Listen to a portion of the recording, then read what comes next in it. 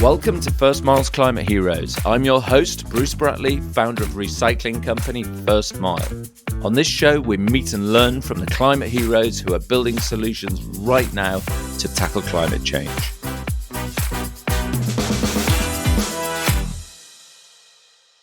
We increasingly talk about the need to reduce, reuse and recycle, but the first goal of waste management is to control waste through proper containment and management, and this avoids it from polluting our oceans, land and air.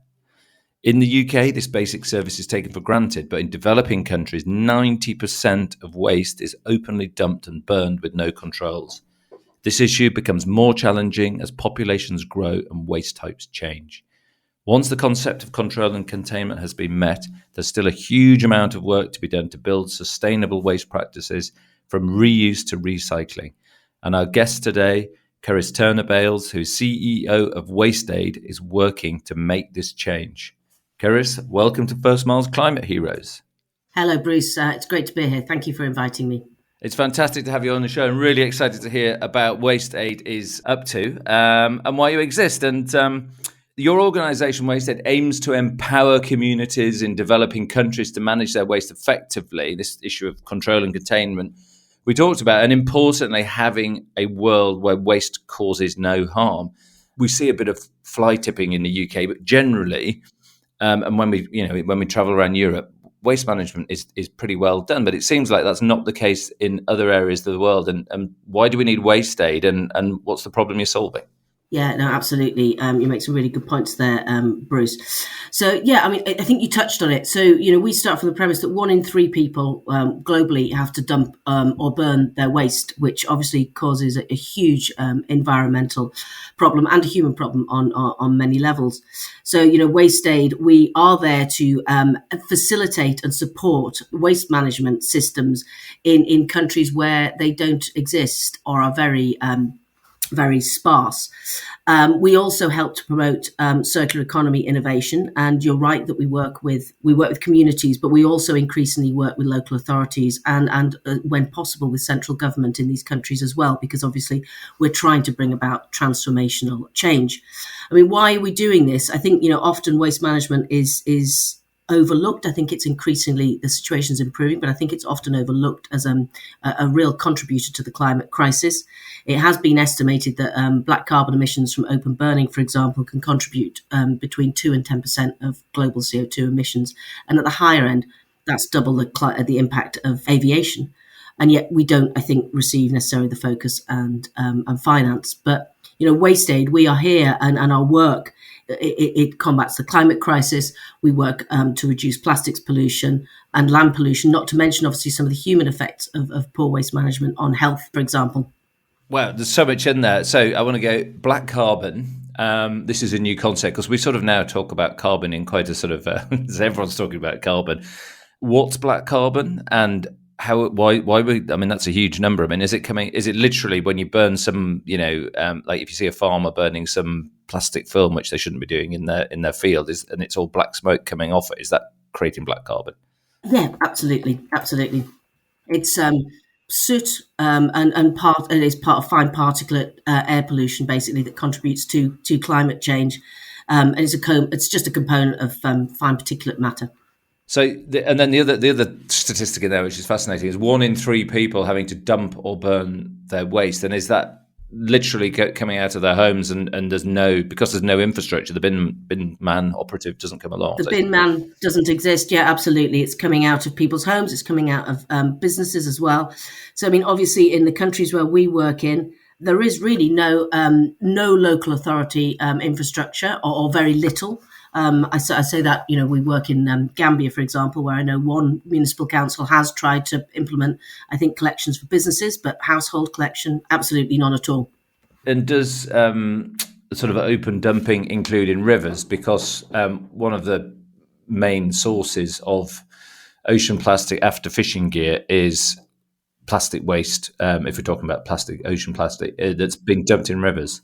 I mean, I think there's a number of things, really. There's open dumping, which can go to landfill sites but they're still there's still issues with them being in this vast sort of untreated waste in large landfill sites. For example, Bakote dump site in Gambia, which is a real sort of health and environmental risk.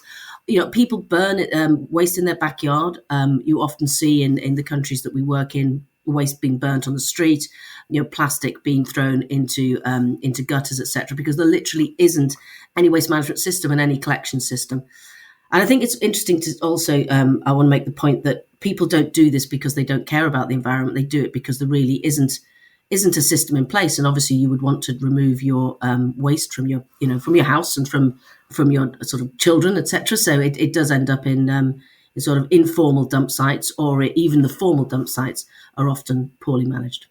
But one of the things that you also said in your introduction there, Ceris, is that there's no money going into it. There's very little funding. Why is that? And are you fundraising at WasteAid? Are you getting, is the Bill Gates Foundation throwing you millions of pounds? Are the United Nations taking this seriously? Can you explain why we're not getting money? I think the problem is vast, Bruce, firstly. So I think the level of funding in comparison to the problem is there's a disconnect there.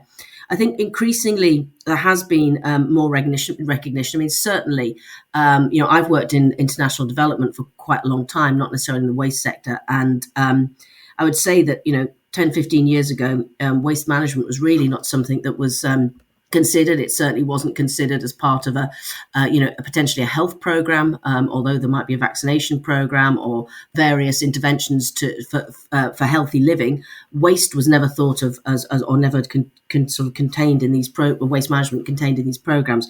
So I think that's getting slightly better. I see that funding, WasteAid is becoming more. Our work is becoming more relevant, but I think there's still a lot more that needs to be done. But I think the other thing is the funding. Obviously, the countries that we work in are really countries that they don't have the funding themselves to put into the local authority systems that we see in Europe or the UK. There isn't that level of government funding or infrastructure to put these things in place. So I think what we do see and what we end up working with, Bruce, is we work a lot with the private sector and the informal sector, because they move into obviously develop services where none exist. So in terms of the impact of poor waste management in relation to how much funding there is and focus, it's lacking. It's absolutely lacking. And we always try at WasteAid to advocate for that, which is why I said at the beginning, we do work with communities, but increasingly we've recognised we do have to work with local authorities and with central government where possible to just bring a focus and sort of bring ideally funding, but make sure that it's up there on the policy agenda. We also manage to do that through, contributing at COP26 and any other kind of forum that we can get to really talk about the issue. Brilliant. I want to come on to policy and legislation in a second, but before we do that, how long has WasteAid been going? So you're an established charity. 2015, we were established by a couple of waste managers back in 2015, and since then, we've grown. I think we've been doubling in size each year, which is great.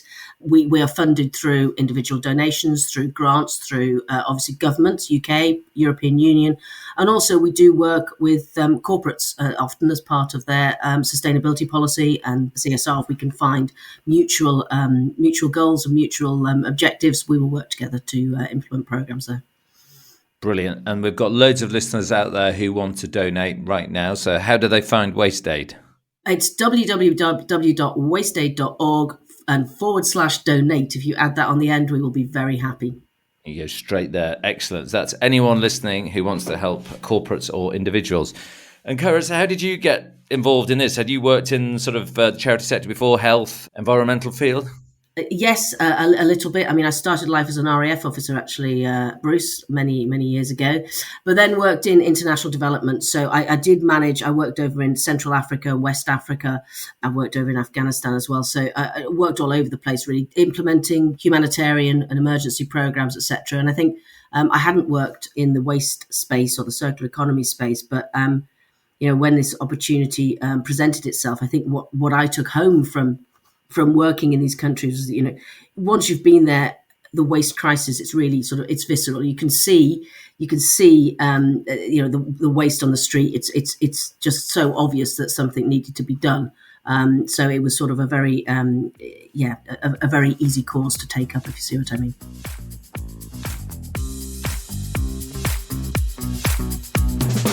First Mile is the UK's leading waste management service. We help over 30,000 businesses reduce their carbon impact with our award-winning range of recycling solutions.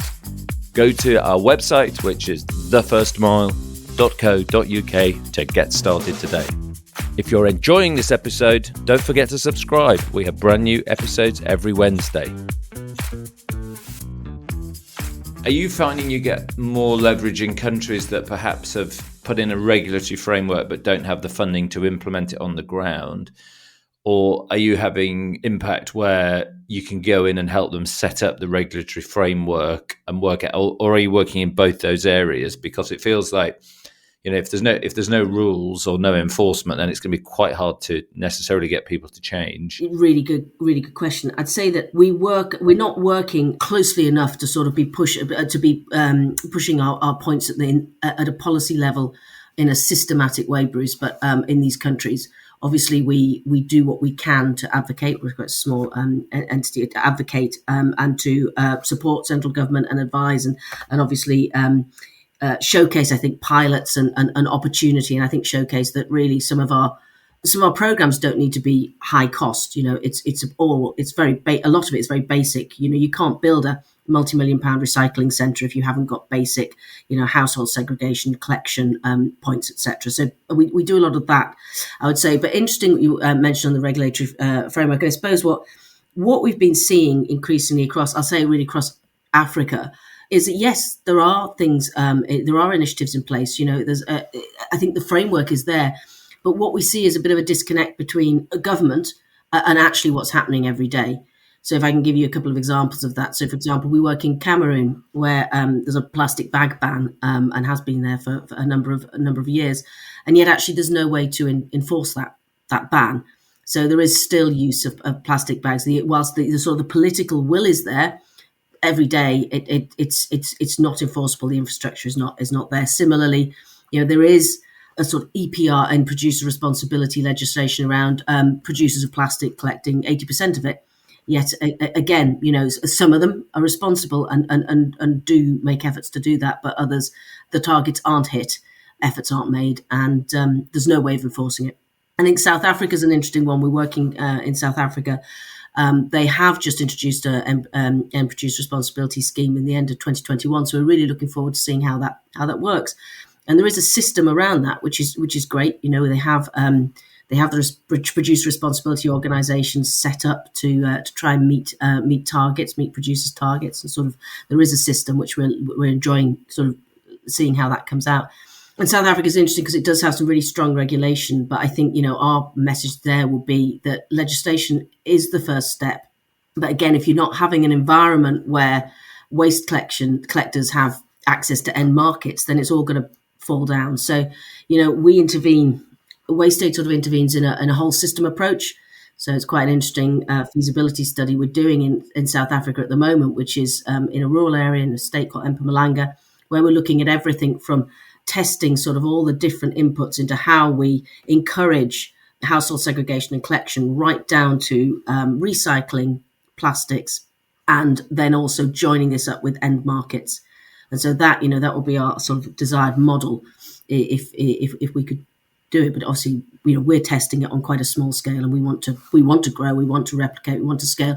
And then I suppose the linking in with that policy environment, Bruce, is then we're showing we need to be showcasing to policymakers that actually with this kind of sort of quite low investment but stimulation, you can achieve this.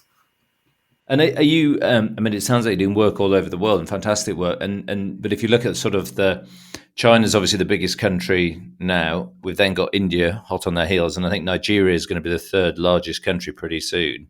Are they sort of well on the track now and don't need WasteAid, or are you tending to be dipping it? South Africa presumably is relatively well developed for a sort of Southern Hemisphere country, but not in terms of waste management, Bruce. Right. Absolutely not at all. We intervene in townships in Johannesburg. Maybe you would expect potentially townships less well served, but still, obviously, a large section of the population that don't have any sort of waste management, and this is obviously the issues are still contributing to the global climate crisis. And I think you go to rural areas and it's even worse. So we're actually, we've been speaking to some of our South African colleagues, and we were advised very early on to start looking outside of the cities as well, which is, what we're doing, because that's where, they tend to get ignored. But no, Bruce, been working in India. I mean, I think what I'll say about, and I can't comment on Nigeria, but India, I can, I think what we see is, no, there's still a huge issue with waste management. But I suppose where it's quite exciting is that, the population of India, young, entrepreneurial, quite a sophisticated economy. So we're just getting to see some, we support innovators who can sort of bring interesting solutions to bring interesting circular economy solutions. So, we work with some and supported some really good initiatives over there. So, for example, we were working with, we supported an organisation and financed an organisation called Sri Guru Plastics, who basically make damp coursing from low-value plastics for the construction industry. Obviously, a huge amount of construction going on in this in the booming economy over there, which is, a really great sort of circular example. And I think the place that we also worked in Vietnam, again, very not similar to sort of places like Cameroon and Gambia where we work, but still issues, obviously big consumer, but what we're seeing is still problems with waste management, still problems with actually having a system up. But we're supporting things like apps that are bringing, like we supported an app that was the Uber for waste in Ho Chi Minh City, that kind of thing. So I think it's just the waste composition would change slightly, and it's a slightly different. We're dealing with slightly different problems, I suppose, but and supporting more sophisticated solutions in some cases. Are we going to see new models for waste management? In the UK at the moment, your bin truck comes down the street, they collect all your materials, they take it to a sorting facility, then it gets baled, then it goes somewhere else, and then it'll get washed and baled again, and then somewhere else. Are we going to end up with a distributed new sort of paradigm shift of waste technologies and waste management? I think from my experience, what we're seeing in sub-Saharan African countries that are potentially lower down on the Human Development Index is, a reliance on the informal sector. So I think anything that's done to formalise, that's where we sit with waste. Anything that's done to formalise waste management, we always wanted to be inclusive of the informal sector as well, because part of what we do is obviously solving the climate crisis, or trying to solve the climate crisis, and an environmental disaster. But actually, the other side of it is that we're trying to offer people livelihoods in a way to sort of alleviate poverty by giving people, training and a potential avenue to work. So I think the pace that it's moving at, I don't see in many of the countries we work, if not all of the countries we work, large infrastructure, sort of sophisticated systems coming in and really meaning that WasteAid doesn't have to work there. I think we've got a lot of work to do over the coming years, decades, and I think that will rely around the informal sector and then private sector. I think what we want to see is a supportive policy environment, etc. But I don't see central level in the countries where we're at, central government level, that there is going to be, a waste system to rival something like our what we have in the UK. It's very different. Technology has a key part in this as well, because with microfinance initiatives, apps, you can sort of really start to monetize ways to engender particular behaviour with local entrepreneurs and small businesses, and I think that's a key part of what WasteAid are doing as well. Absolutely. Yes, we started by working with quite in South Africa, India, and Vietnam with quite sort of, I'd say, sophisticated entrepreneurs. They were a few rungs up the ladder, and I think the finance we offered them was reflective of that. It was to sort of get them really to move them further up chain. They could start employing people, be really expanding their businesses. But then we started questioning, how do we get people to that stage? So we developed a program in Johannesburg, which is basically focused on a lot of people living in the townships who are just one step off the poverty line, but have some bright ideas, want to start their own businesses. And so we work with a great local partner over there that works on sort of life skills and training for these young people, usually youth. And then we bring the sort of business and sort of waste mentoring, coaching, training side of things. And then there is an opportunity for them to get finance, and we support them through that system to try and make their businesses. And these are very small, could be just a couple of people, businesses, because these people would never get access to finance. So, that really is, we are really filling quite a crucial role there.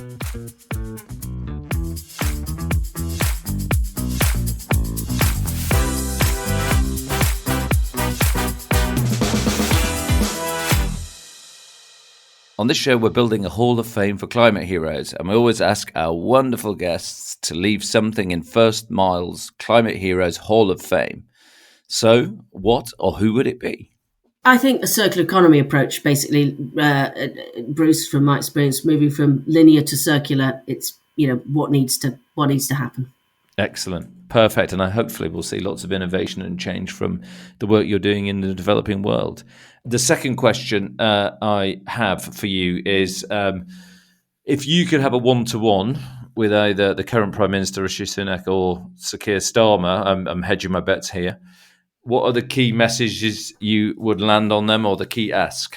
Yeah, I mean, obviously an awful lot, but I'll pick one that was a bit close to WasteAid's heart.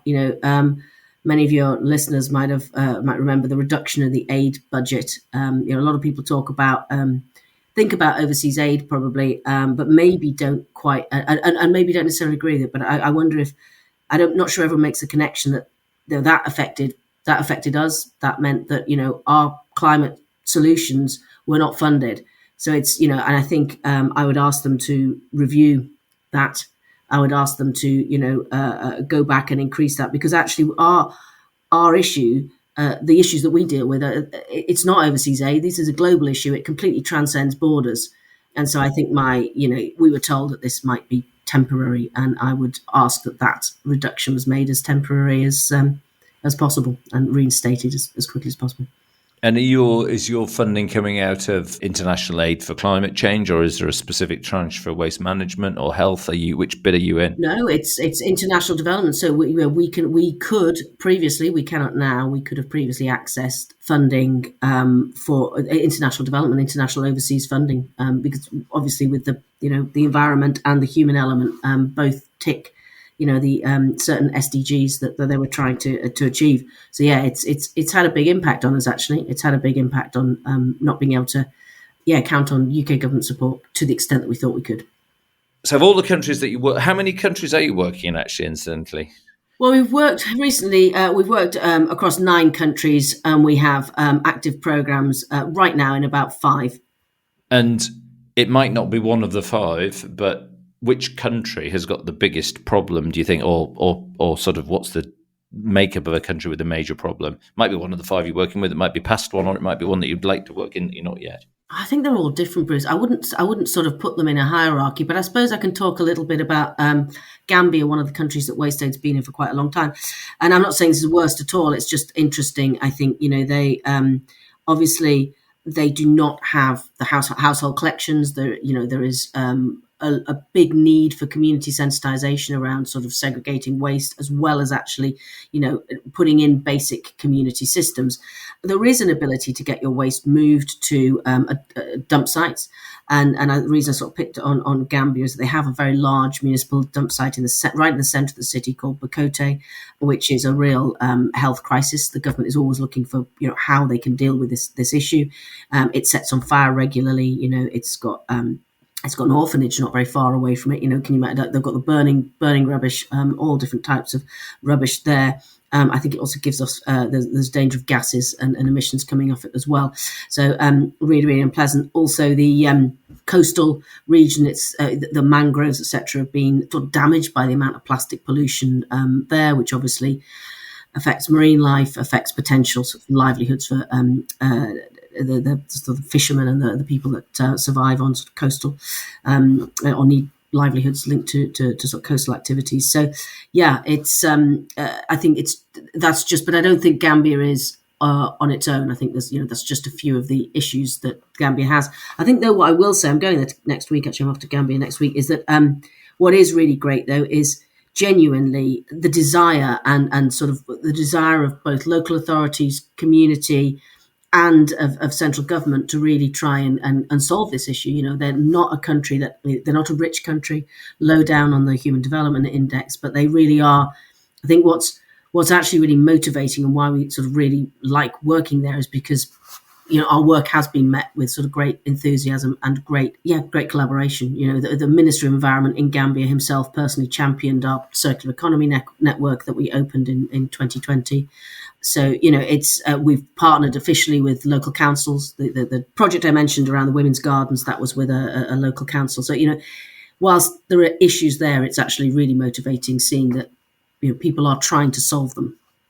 And of all these, sort of all the projects that you've seen, this is going to be a hard question to answer, but if you could just pick one thing and scale it and money was no object to maximize the impact, what would it be that's sort of like because I understand that you're going in and you're being very contextually based and sort of advising around the best local solution, but of all the sort of waste management, circular economy solutions that you've seen deployed in developing countries, what's the one with the most impact that you could actually put a lot of money behind if we could get Bill Gates? I'm sure he'll give you a call next week to fund something.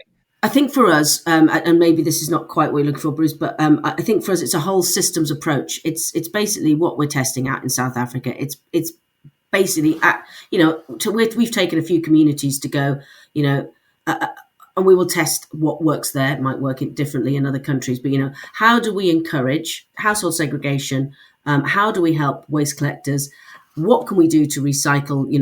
Do we recycle products, or do we chip down plastic and sell it onto off-takers, or do we make artisanal products? What works in that context? And then where's the end market? And that's basically, that could be for plastics, it could be for organics. That's probably that's our system. That's what we're testing out. If we had unlimited funding, we would want to be doing that on a large scale. And I think if I can just have one more, I suppose I'm really proud of the circular economy network approach that WasteAid's taken now in I think 5 countries. We've had this approach that I was explaining earlier, which is bringing together stakeholders that. I mean, the circular economy is not necessarily well understood in all of these countries. That the term circular economy doesn't necessarily resonate with people, but actually bringing together stakeholders from commerce, from government, from waste, from agriculture or education. It's and bringing people together to actually focus on these issues and look at where are the gaps in the system and where what can WasteAid start doing to sort of bring collaborations together, plug these gaps. I think that's the other thing that we would, and where can we sort of, target with really targeted funding to help kickstart these national initiatives. Panning out now, really, from the sort of local on the ground activity, what does success look like to WasteAid? What's the big goal, your North Star?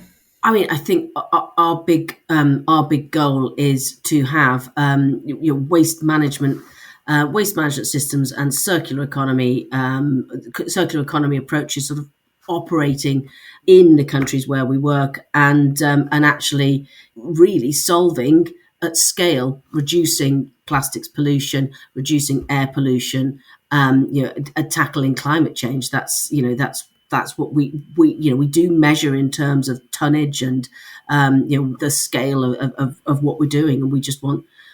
For us, success is absolutely tackling that waste crisis, reducing pollution in all its forms.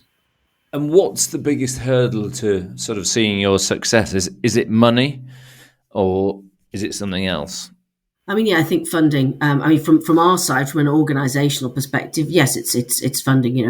Anyone that knows anything about small charities or small non-profits, it's constantly we constantly need to be making compelling cases for funding. So that's tricky.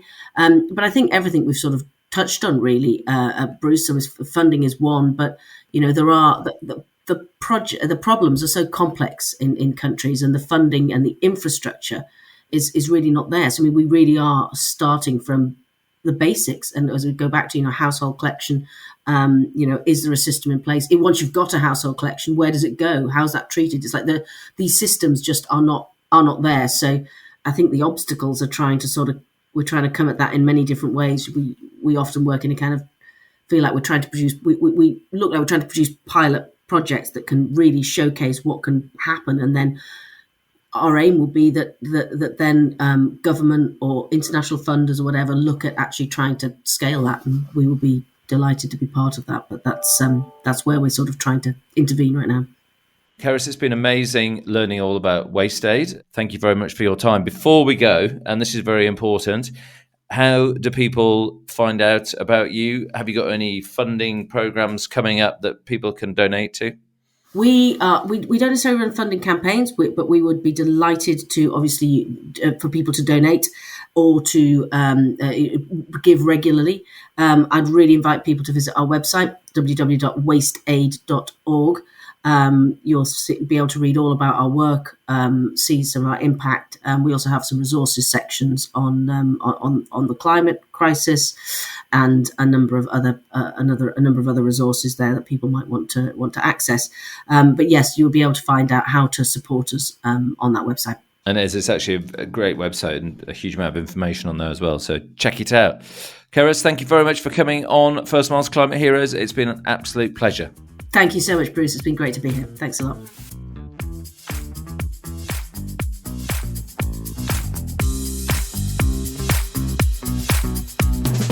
I'm Bruce Bratley, and you've been listening to First Miles Climate Heroes, where we meet incredible people making an impact to tackle climate change.